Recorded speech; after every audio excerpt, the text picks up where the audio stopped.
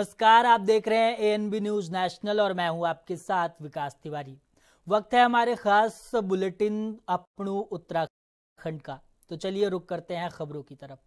दिल्ली के जंतर मंतर पर paper leak के मुद्दे को लेकर हुए प्रदर्शन पर वायरल वीडियो पर प्रतिक्रिया देते हुए उत्तराखंड के सीएम पुष्कर सिंह धामी ने बड़ा बयान दिया है। उन्होंने कहा कि अपनी बात रखना सभी का लोकतांत्रिक अधिकार है, लेकिन हर नागरिक को मर्यादित और सभ्य भाषा का प्रयोग करना चाहिए।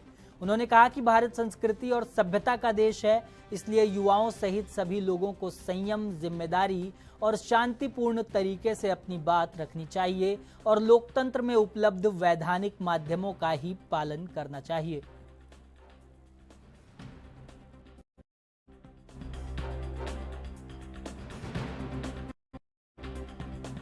सभी को अपनी भाषा पर संयम रखना चाहिए और चाहे वो बड़े हों, चाहे नौजवान हों, चाहे हमारे नवोदित हों, क्योंकि हमारे देश पूरा ये संस्कार का देश है, संस्कृति का देश है। इसलिए हमें सभ्यता से, संस्कारों से और नम्रता विनम्रता से सभी का आदर करना चाहिए। लोकतंत्र में अनेक तरीके हैं। देहरादून में मुख्यमंत्री पुष्कर सिंह धामी ने मुख्य सेवक सदन में प्रदेश भर से आए वरिष्ठ लेखकों और साहित्यकारों से संवाद किया। इस दौरान साहित्यकारों ने अपनी स्वरचित पुस्तकें मुख्यमंत्री को भेंट की और साहित्य, संस्कृति और समाज से जुड़े विभिन्न विषयों पर चर्चा की। मुख्यमंत्री ने कहा कि साहित्यकार समाज को नई सोच और सही दिशा देने का महत्वपूर्ण कार्य करते हैं। उन्होंने उत्तराखंड की सांस्कृतिक विरासत को सहेजने और नई पीढ़ी में पढ़ने लिखने की आदत विकसित करने पर जोर दिया। साथ ही मुख्यमंत्री ने बताया कि राज्य सरकार पुराने और अप्रकाशित साहित्य के संरक्षण का काम कर रही है। रुद्रप्रयाग के 1000 पुस्तक दान अभियान के तहत उन्होंने 50 पुस्तकें खरीदकर सार्वजनिक पुस्तकालय को देने की भी घोषणा की।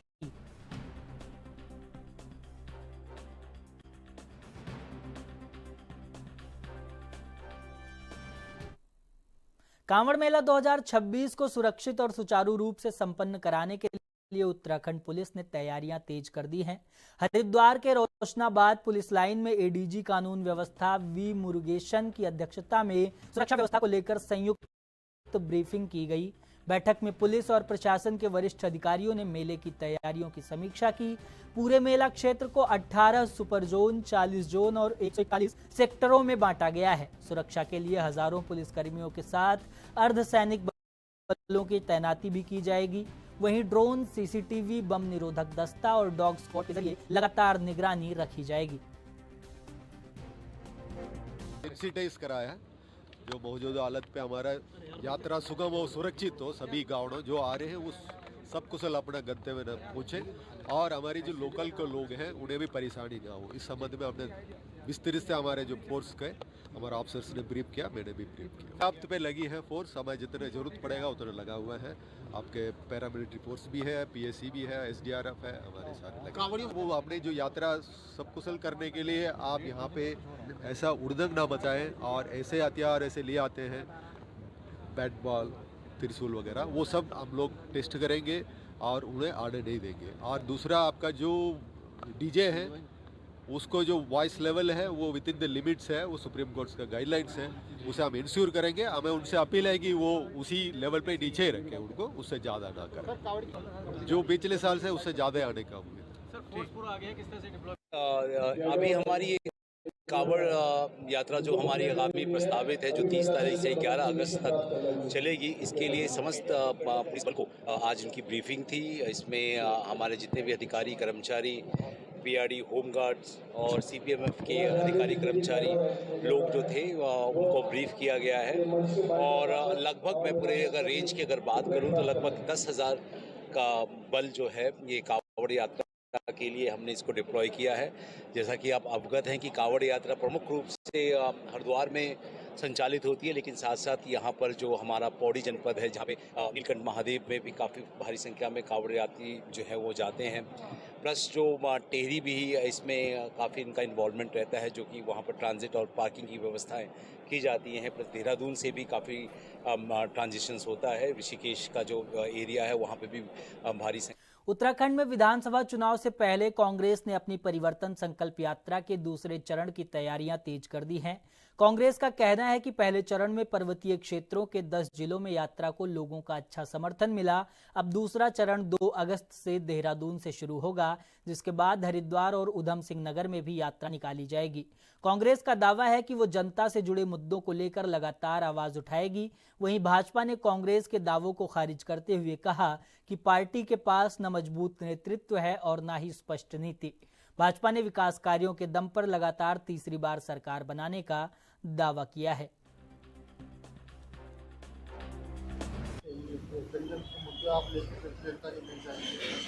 नहीं, देखिए सही बात है। हमने पहली फेज में जो है 10 जनपद लिए थे पर्वतीय क्षेत्र के, वहाँ हमने परिवर्तन यात्रा जो है की है और जिस तरीके से लोगों का रुझान जो है परिवर्तन यात्रा में सामने आया है, तो लोग जो है परिवर्तन के लिए तैयार है। हमने सेकंड फेज़ में देहरादून, हरिद्वार और उधम सिंह नगर था।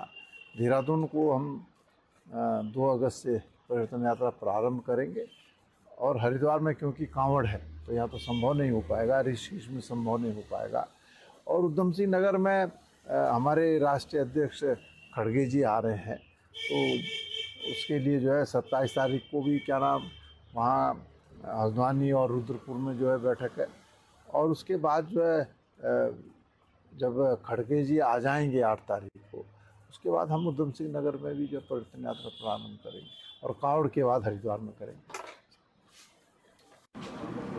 देखिए, आज कांग्रेस जिस स्थिति में है और उससे निरंतर रसातल की ओर जा रही है। कांग्रेस के पास न तो नेतृत्व है, न कोई नीति है, न कोई निर्णय करने वाला वहाँ पर है और न किसी के निर्णय को वहाँ पर मानने वाला है।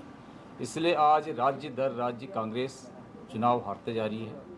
और जब हम बात करते हैं इस देवभूमि उत्तराखंड की, तो उत्तराखंड में भारतीय जनता पार्टी की सरकार ने ऐसे लोक कल्याणकारी कार्य किए हैं जिसकी बदौलत हम कह सकते हैं कि आने वाले चुनाव में जिस प्रकार से सरकार की सक्रियता है, सरकार की संवेदनशीलता है और संगठन की सुदृढ़ता है, उसके आधार पर तीसरी बार भारतीय जनता पार्टी की सरकार उत्तराखंड।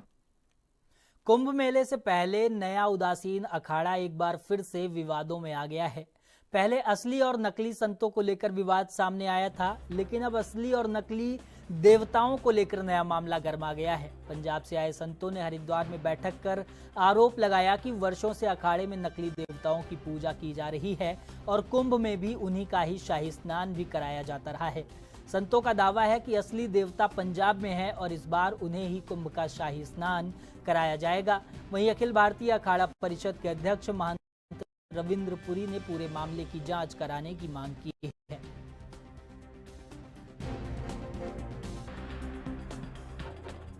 कि जिन्होंने नकली देवता बैठा करके हमारे देवताओं का, इष्ट देवता का अपमान किया है, हम उनके खिलाफ हर तरह की कार्रवाई करेंगे और उनको हटाएंगे। नए खाड़े के हैं, बड़े खाड़े के साथ है, जो हमारी ये 9 खाड़ों की सपोर्ट वाली अखिल भारतीय उदासीन अखाड़ा परिषद है, उनके साथ करेंगे, जिसके अध्यक्ष हमारे महाराज रविंद्रपुरी महाराज हैं। के साथ नहीं जाएंगे, हम कभी नहीं जाएंगे। जैसा कि महाराज ने कहा है, हम वचन देंगे, हम कसम खा के भी वचन देंगे, हम हर तरह वाणी वचन से कर्म से इनके साथ हैं, इनके साथ रहेंगे। जब देवताओं की बात आती है तो देवता का अपमान नहीं सहेगा हिंदुस्तान। तो देवताओं की बात अच्छी नहीं है। आपने नकली देवताओं को जो आपने स्नान कराया है, हम इसकी जांच चाहते हैं और हम पंजाब सरकार से भी, उत्तराखंड सरकार से, यूपी सरकार से हम निवेदन करेंगे, कृपया इसकी जांच हो। असली देवता कौन से है, असली देवता कहाँ है। पहले हम पंजाब में जाकर के सीएम साहब से मिलेंगे कि भाई ये जो अखाड़ों का जो विवाद है वो विवाद होता रहता, हम अखाड़े हैं, लेकिन देवताओं का अपमान करना उचित नहीं, ये बहुत बुरा है। देवताओं का अपमान, अरे नकली तो व्यक्ति हो सकते हैं, नकली डॉक्यूमेंट हो सकते हैं, नकली देवता कब से होने लगे। केंद्रीय शिक्षा मंत्री धर्मेंद्र प्रधान के इस्तीफे के बाद अब उत्तराखंड में भी उच्च शिक्षा मंत्री धन सिंह रावत के इस्तीफे की मांग उठने लगी है। हरिद्वार में सुराज सेवा दल के कार्यकर्ताओं और छात्रों ने विरोध मार्च निकालकर सरकार के खिलाफ प्रदर्शन किया। ये मार्च रानीपुर मोड़ से शुरू होकर शहर के अलग अलग मार्गों से होते हुए सिटी मजिस्ट्रेट कार्यालय पहुंचा, जहां मुख्यमंत्री के नाम ज्ञापन सौंपा गया। प्रदर्शनकारियों ने भर्ती और परीक्षा व्यवस्था में पारदर्शिता की मांग उठाई। उनका आरोप है कि पेपर लीक जैसी घटनाओं से युवाओं के भविष्य पर असर पड़ा है। उन्होंने पूरे मामले में जिम्मेदारी तय कर उच्च शिक्षा मंत्री के इस्तीफे की मांग की।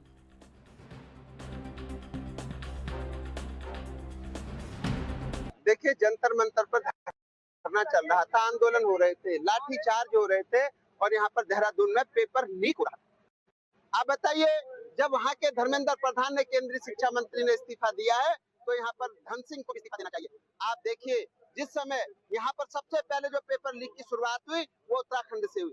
जब यहाँ के बेरोजगारों पर लाठियां बरसाई गई, उसी दिन अगर उस एसएसपी को सस्पेंड कर दिया गया होता, उसी दिन अगर धन सिंह रावत को इस्तीफा मांग लिया होता, उसी दिन अगर धन सिंह रावत ने इस्तीफा दिया होता, तो आज हजारों लाखों बच्चों पर लाठियां नहीं बरसती और इनकी जिम्मेदारियां भी तय होती। सबसे पहले धन सिंह रावत के इस्तीफे के साथ साथ अब धर्मेंद्र प्रधान के इस्तीफे के साथ साथ अब धन सिंह रावत को भी इस्तीफा देना चाहिए और उसके बाद इसकी जिम्मेदारी तय करनी चाहिए कि भविष्य में अगर कोई भी इस प्रकार का भ्रष्टाचार हुआ या इस प्रकार की घटनाएं होंगी तो उसका जिम्मेदार। नैनीताल में कुमाऊं आयुक्त दीपक रावत ने जिलाधिकारी कार्यालय का वार्षिक निरीक्षण कर अधिकारियों को लंबित मामलों के जल्द निस्तारण के निर्देश दिए। निरीक्षण के दौरान उन्होंने विभिन्न न्यायालयों और अनुभागों की कार्यप्रणाली की समीक्षा की और पारदर्शिता के साथ समयबद्ध तरीके से काम करने को कहा। आयुक्त ने जिला मजिस्ट्रेट न्यायालय, अपर जिलाधिकारी न्यायालय, शस्त्र अनुभाग, आरटीआई अनुभाग, राजस्व अभिलेखागार और भू अभिलेख सहित कई पटलों का निरीक्षण किया। अपर जिलाधिकारी न्यायालय में कुछ मामलों की धीमी प्रगति पर उन्होंने नाराजगी जताई। उन्होंने अधिकारियों को 2 महीने के भीतर सभी लंबित मामलों का निस्तारण करने के निर्देश दिए और लापरवाही पर जवाब तलब करने की चेतावनी भी दी।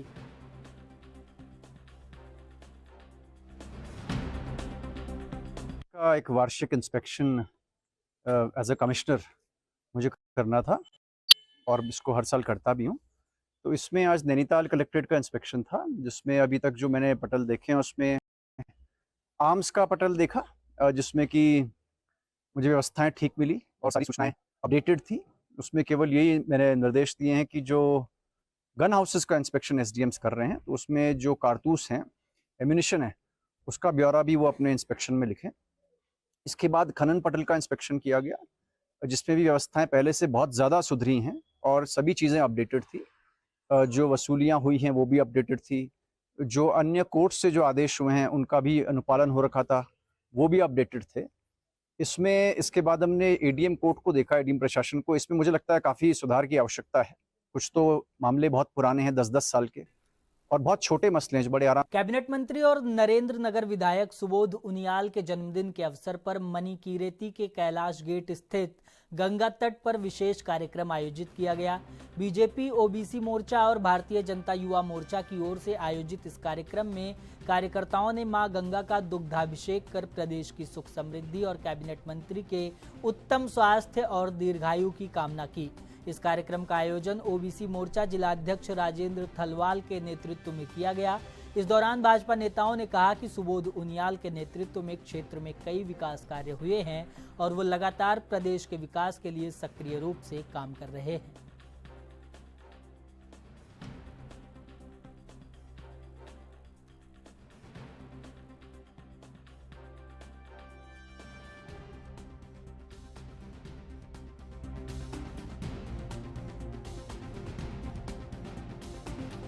तो सुबोध उनियाल के जन्मदिन के अवसर पर जो कार्यक्रम आयोजित किया गया उसकी तस्वीरें आप हमारी टीवी स्क्रीन पर देख रहे हैं। मां गंगा का दुग्धाभिषेक किया गया और सुबोध उनियाल को जन्मदिन की बधाइयां दी गई, उनकी दीर्घायु की कामना की गई। भारतीय जनता युवा मोर्चा और बीजेपी ओबीसी मोर्चा के जो कार्यकर्ता थे वो इस दौरान इस जन्मदिन सेलिब्रेशन के कार्यक्रम में मौजूद रहे।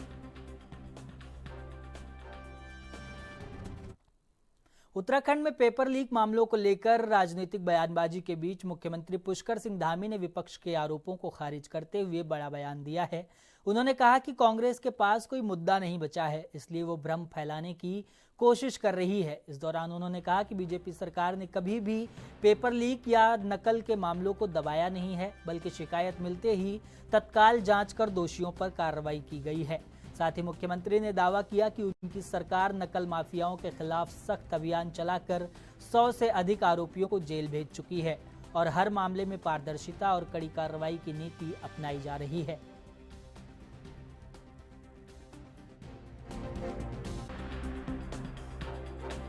देखिए, राज्य में कांग्रेस के पास कोई मुद्दा नहीं है। उनके समय में नकल होती थी तो कार्रवाई नहीं होती थी। हमारे समय में अगर कोई भी प्रकरण आया तो हमने उसको कभी छिपाया नहीं है, हमने उस पर कार्रवाई की है और जो ताज़ा प्रकरण आया है उसमें भी पूरी कार्रवाई हो चुकी है।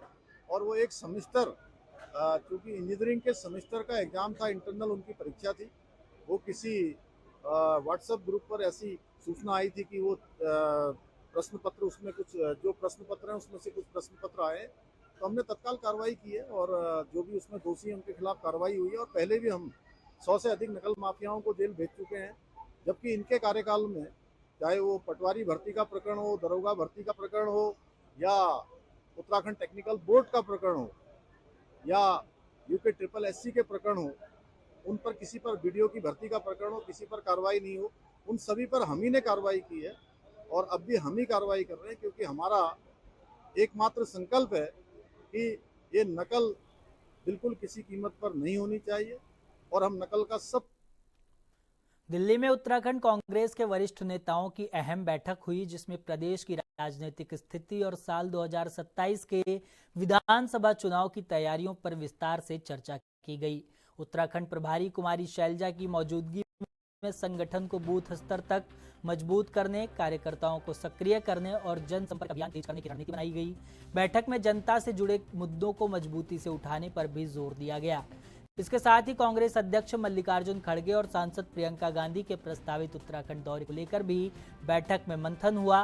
पार्टी का कहना है कि वरिष्ठ नेताओं के दौरे से कार्यकर्ताओं का उत्साह बढ़ेगा और चुनावी तैयारियों को नई रफ्तार मिलेगी।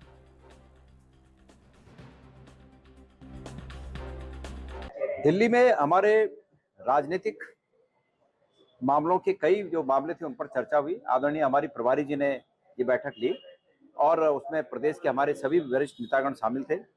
माननीय राष्ट्रीय अध्यक्ष जी का 8 तारीख को उत्तराखंड दौरा 8 और 9 तारीख को होना सुनिश्चित हुआ। उसकी तैयारियों के बारे में बैठक थी। PCC का गठन होना है उसके बारे में बैठक थी। चुनाव के मद्देनजर कई कमेटियां बननी है उसके बारे में बैठक थी। जो परिवर्तन संकल्प हमारा जो कार्यक्रम जहाँ जहाँ छूटा है उसको आगे कैसे बढ़ाया जाए उसके बारे में बैठक थी। इन सब बातों के बारे में बैठक।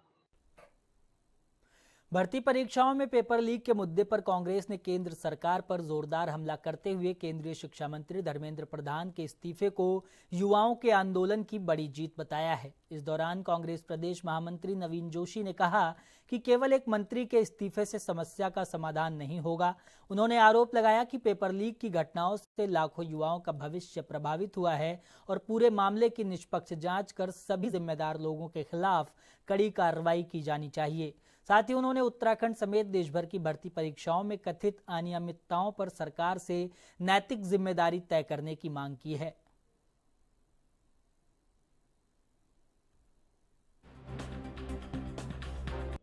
देखिए, जिस प्रकार से पूरे देश के अंदर आंदोलन चला और युवा सारे इकट्ठे हुए, भारतीय जनता पार्टी की पोल खुल गई। ये तो चाहते नहीं थे कि धर्मेंद्र प्रधान का इस्तीफा हो। कई बार मांग की गई, पूरे देश में, प्रदेश में हर जगह पेपर लीक हो रहे हैं। पेपर लीक को रोकने में भारतीय जनता पार्टी पूरी तरह से नाकाम साबित हुई है। बच्चा पूरे साल 2-2 साल प्रतियोगिता परीक्षा की तैयारी करता है, लेकिन जब वहां पहुंचते हैं तो पता चलता है कि पेपर लीक हो गया। ये सिस्टम पूरा सिर्फ धर्मेंद्र प्रधान के इस्तीफा देने से खत्म नहीं होगा, इसमें और भी सारे लोग संलिप्त हैं। इन लोगों का संरक्षण इन लोगों को प्राप्त था, उनके खिलाफ भी कार्रवाई होनी चाहिए। नैतिकता के आधार पर तो प्रधानमंत्री जी को स्वयं इस्तीफा दे देना चाहिए था। इतनी बड़ी घटना हो रही है, युवाओं के साथ खिलवाड़ हो रहा है। हमारी जो बहनें हैं वहां पे, हमारे जो छात्र हैं, किस प्रकार से बर्बरता वहां पे देखने को मिली है। महिलाओं के साथ आप लोग लाठीचार्ज कर रहे हैं, आंसू गैस के गोले आप छोड़ रहे हैं। आप ही ने कहा था ना कि हम 2 करोड़ बेरोजगार। हमारे खास बुलेटिन अपने उत्तराखंड में खबरों का सिलसिला फिलहाल यहीं तक। देश और दुनिया की तमाम बड़ी खबरों के लिए आप देखते रहिए ANB न्यूज़ नेशनल। नमस्कार।